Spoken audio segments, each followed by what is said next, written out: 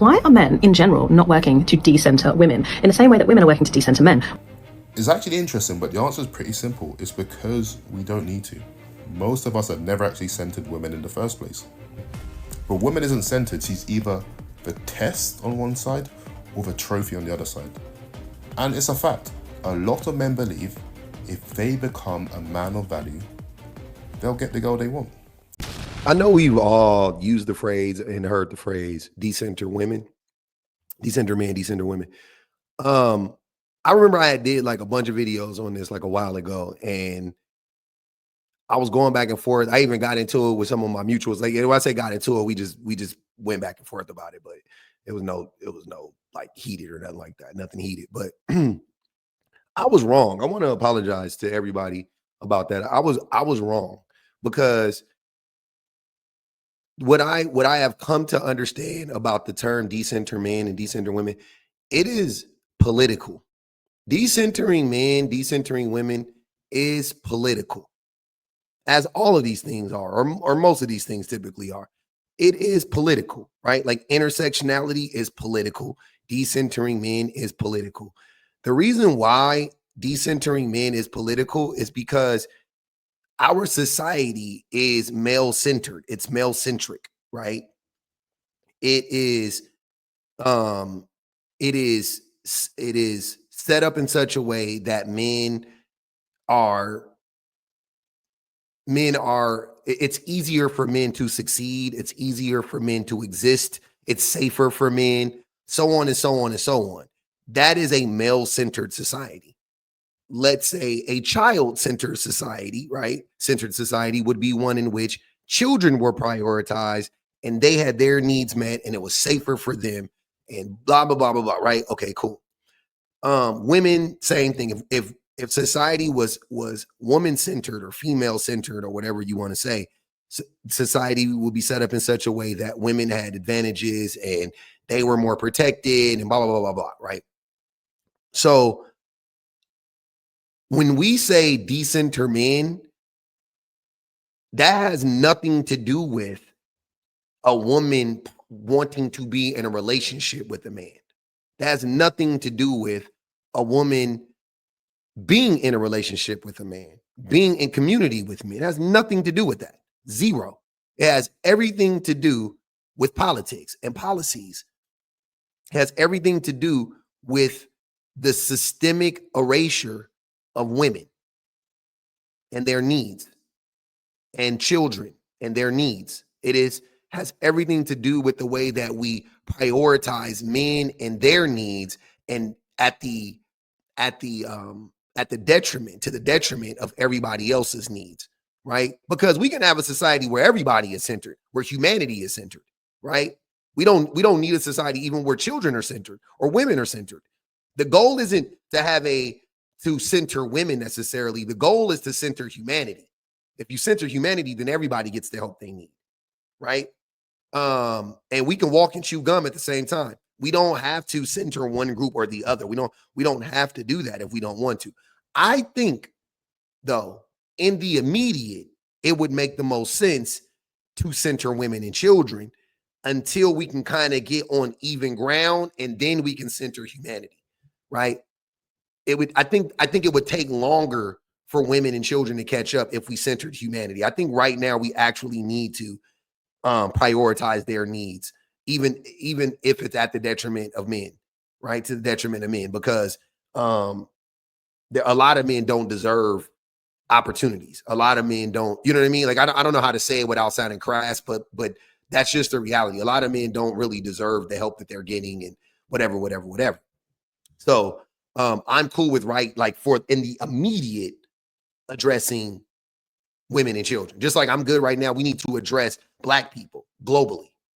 Before we address anybody else, before we address any other group of people, right, race, as far as race is concerned, the first group of people we have to prioritize as Black people, whether it's Black people on the continent of Africa, Black people on the continent of America, I don't care, Black people on the continent of Australia. We need to prioritize Black people globally first, before we think about any other race, any other demographic, because there are genocides happening around the world, and the vast majority of genocides happen on the continent of Africa. 2 black people. 2 black. There's a genocide right now going on right now in Ethiopia. Right now. There's a genocide going on right now in Congo. Right now. Right?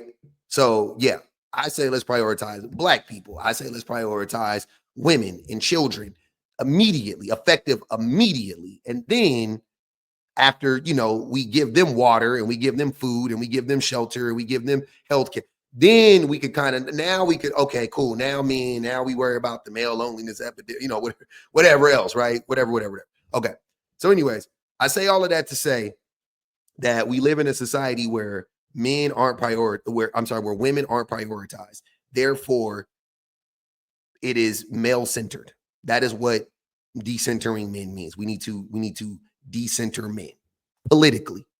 Why are men in general not working to decenter women in the same way that women are working to decenter men? It's actually interesting, but the answer is pretty simple. It's because we don't need to. Most of us have never actually centered women in the first place. Even the men, right, who do nothing but chase women, who are bums except for living, dying and breathing for women. They've never centered women a day in their life. They are centering themselves, their lust, their ego, their love for the chase, and the reward of getting the girl. The ego boost and the pride of being a guy who gets girls. That's what they center themselves, right? And you can also see this more generally, right? There is a big conversation for men about controlling lust. It's not decentering women. It's we need to control our lust, control ourselves. So even when it sounds like it's about women, it's really about us, our own impulses, our own discipline. But woman isn't centered. She's either the test on one side or the trophy on the other side. And it's a fact. A lot of men believe if they become a man of value, they'll get the girl they want. So in that sense, the woman becomes the proof of value. She's not the purpose or the goal. She's simply the proof. The girl is a confirmation that you are a real man. So yes, we center ourselves, but it's not freely. We center ourselves through the prison of masculinity. Just like women are conditioned to serve men, we're conditioned to serve the concept of being a man. Whether that's being a provider, being a protector, being dominant, respected. The list goes on and on. We all know what it is, right? And men and women reinforce this concept.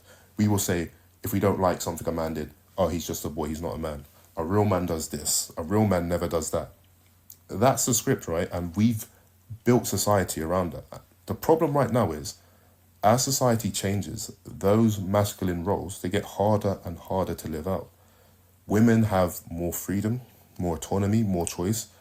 And suddenly, right, a lot of men, a lot of us, we don't have the ability to live up to the old stereotypes.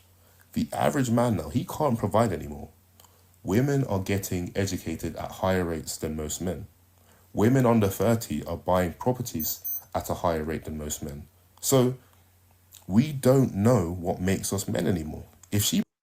I want to say something real quick about women going to college.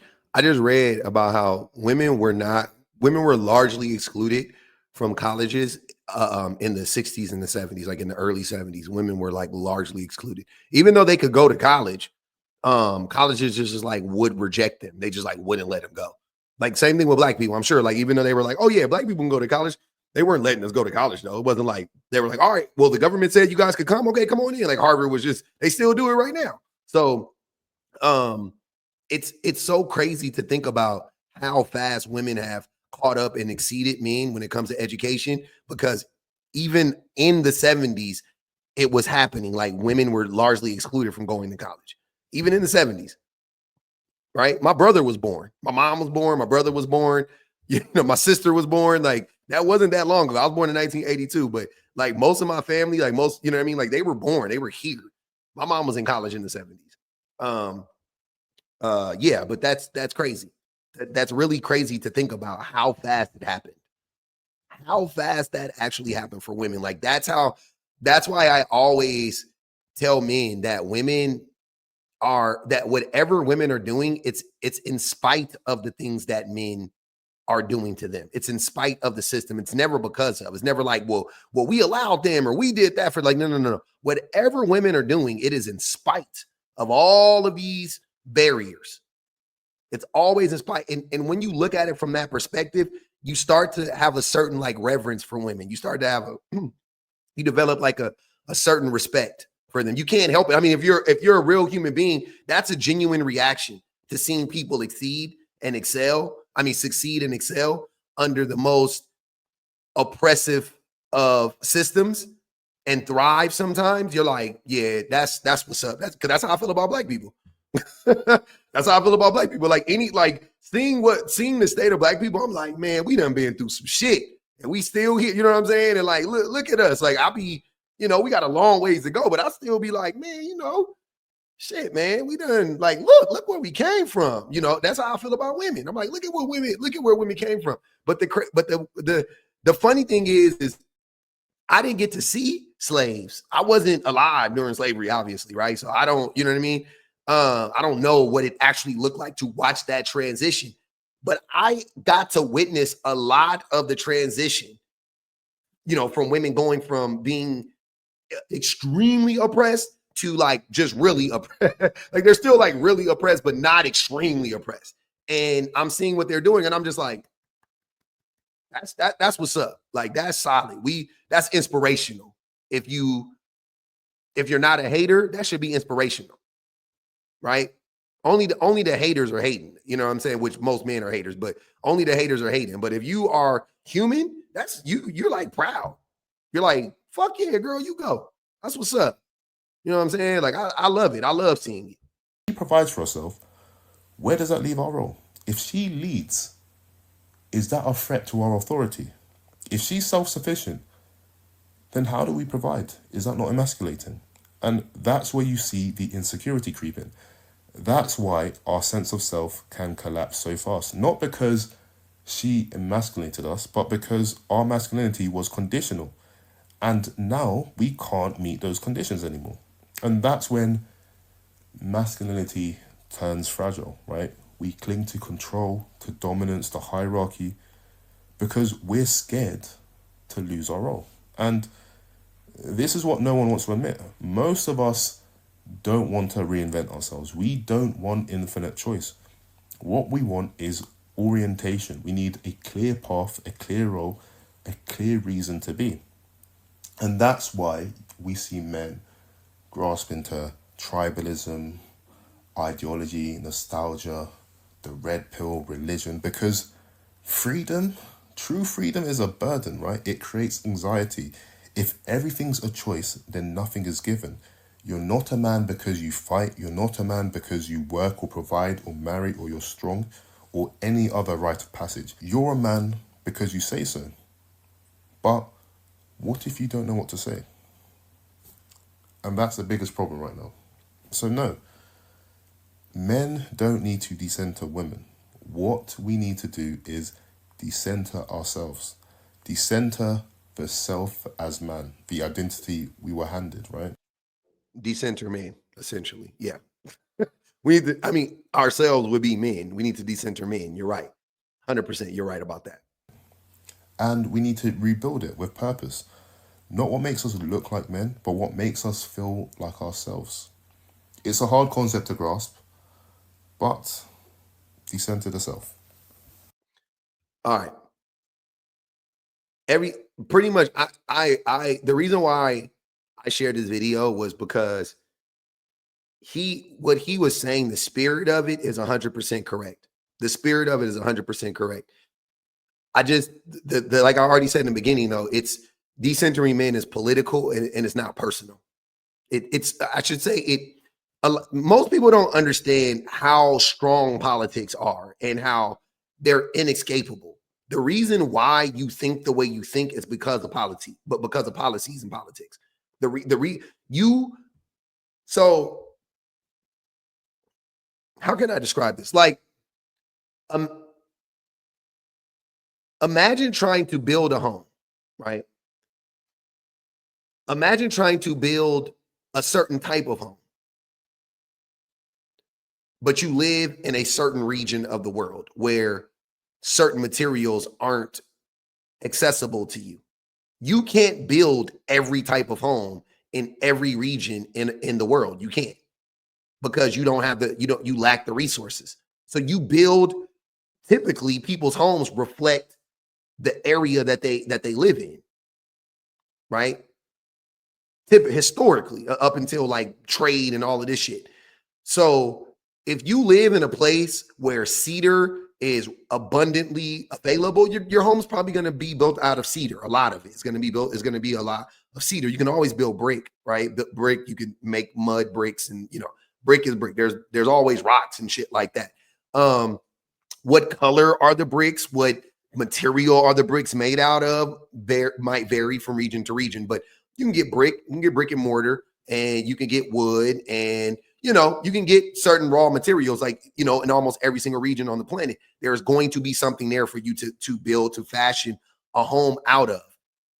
Think of that. Think of the materials in that region. Think of that as the policies, right? Because the policies create the access that you have to whatever materials exist in your area. So essentially in America, there's only so much we can do with the materials that we have, with the access there's only so much we can do.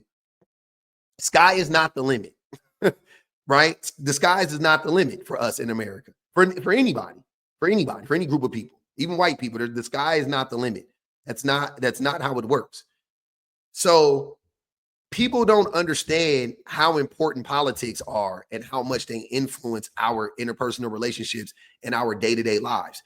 Everything he was describing when he was talking about men not being able to provide for their families anymore, that's politics.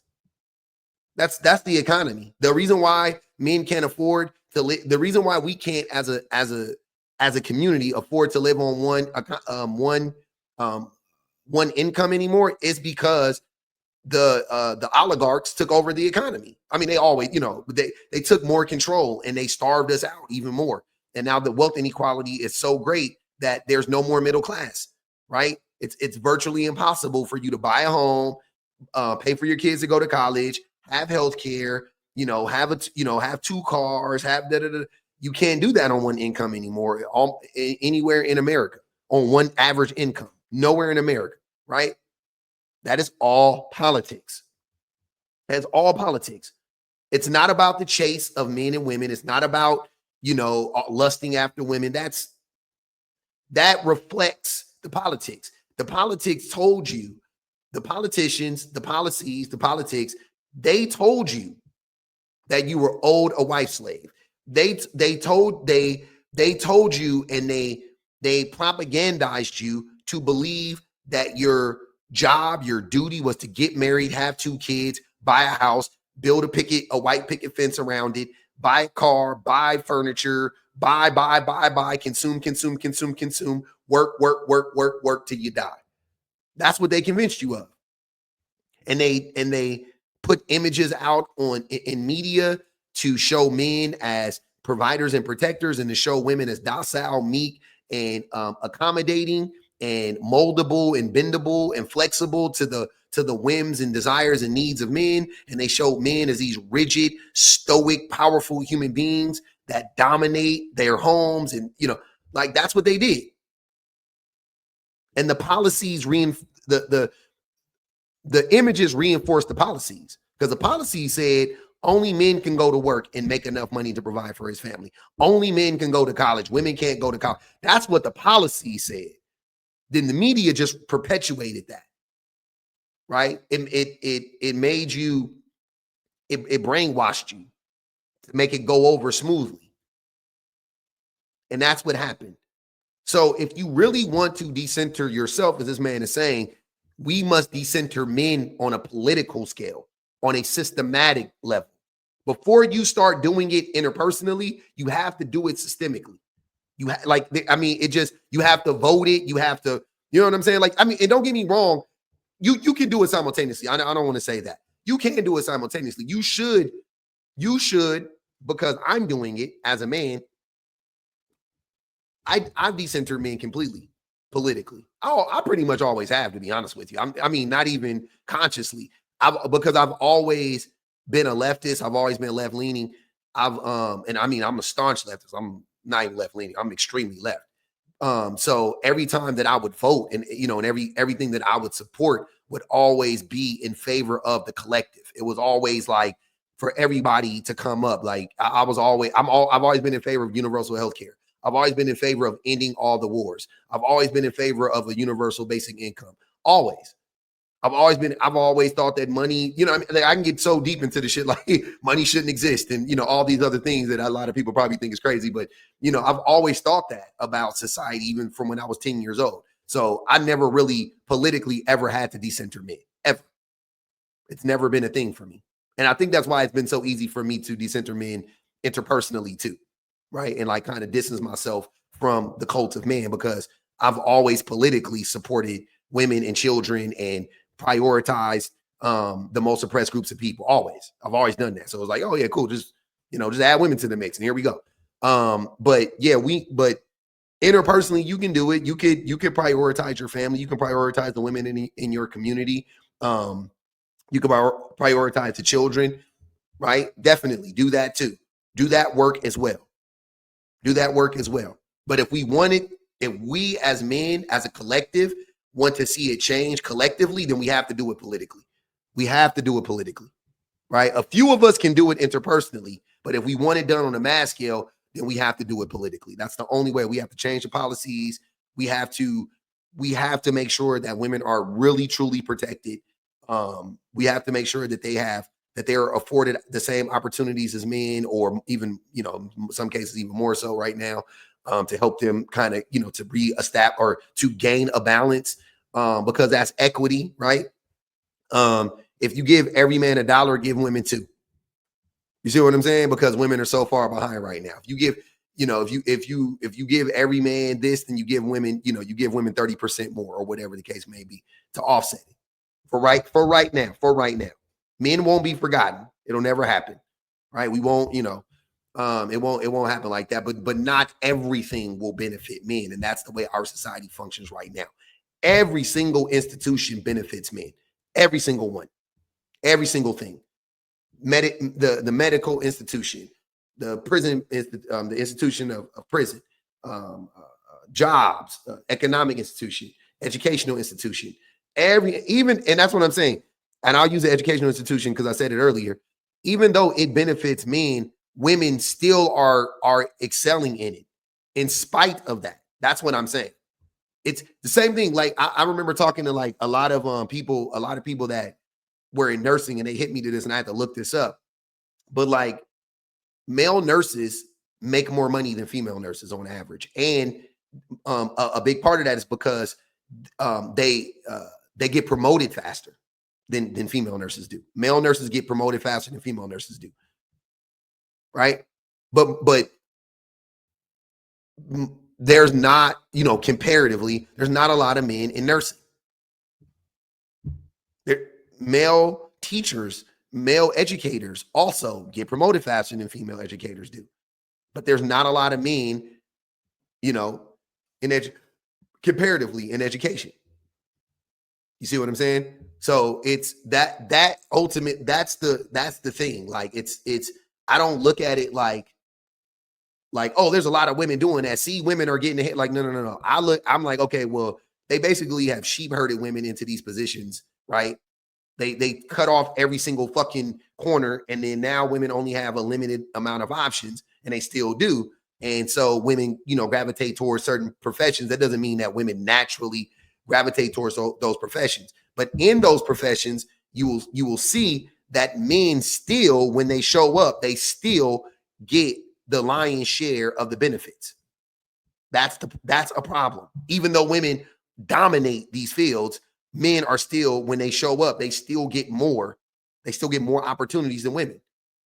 So that proves that it is a systemic problem, and men benefit from the system in mass. Like every man benefits from the system. So if we want to truly decenter men, it must be a political movement. Even just as much or more so than a personal movement.